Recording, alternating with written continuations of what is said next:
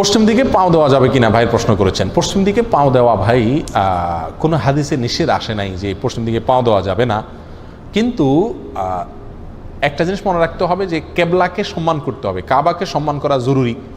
কোনো কোনো হাদিসে আসছে কাবার দিকে ফিরে পেশাব করা নিষেধ, পায়খানা করা নিষেধ, থুতু ফেলা নিষেধ। এগুলো কেন নিষেধ? কারণ কাবাকে কি করতে হবে? সম্মান করতে হবে। যেহেতু কাবাকে সম্মান করা জরুরি, অতএব কাবার প্রতি অসম্মান প্রদর্শন হয় এরকম কোনো কাজ না করাই একজন মুমিনের জন্য উচিত।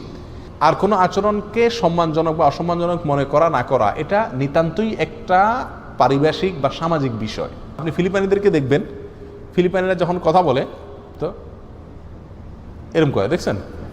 আপনি যদি জিজ্ঞেস করছেন খানা খাইছো, তো বলবে মানে খাইছি। কথা বলছেন?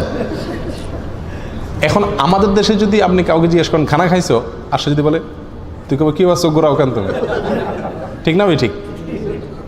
তো সম্মান দেখানো আর অসম্মান করা, কিসে সম্মান দেখানো হয়, কিসে অসম্মান করা হয়, কোন আচরণটাতে সম্মান দেখানো হয়, কোন আচরণটাতে অসম্মান দেখানো হয়, এই জিনিসটা নিতান্তই একটা সামাজিক বিষয়। এক এক সমাজে এক এক ধরনের আচরণকে মানুষ সম্মানজনক মনে করে, আবার এক ধরনের আচরণকে অসম্মানজনক মনে করে। অতএব কাবার প্রতি, কোরআনের প্রতি যে জিনিসগুলোকে সম্মান করা উচিত সেগুলোর প্রতি এমন কোনো আচরণ করা উচিত না যে আচরণকে আপনার সমাজ অসম্মানজনক আচরণ মনে করে। আবার এমন আচরণ করা দোষণীয় নয় যেটাকে আপনার সমাজ অসম্মান মনে করে না।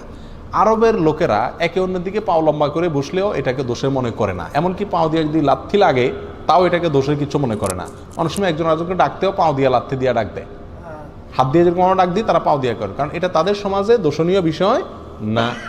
বিধায় এখানে কাবার দিকে যদি কেউ পাও লম্বা করে বসে তাহলে এটা দোষণীয় হবে না। কিন্তু আমাদের দেশে যেহেতু কারোর দিকে পাও লম্বা করে দেওয়া মানে তাকে অসম্মান করা, কারোর গায়ে পাও দিয়া টাচ করা মানে তাকে অসম্মান করা, এই জন্য আমাদের দেশে মানুষের জন্য কাবার দিকে পাও লম্বা না করাই উচিত।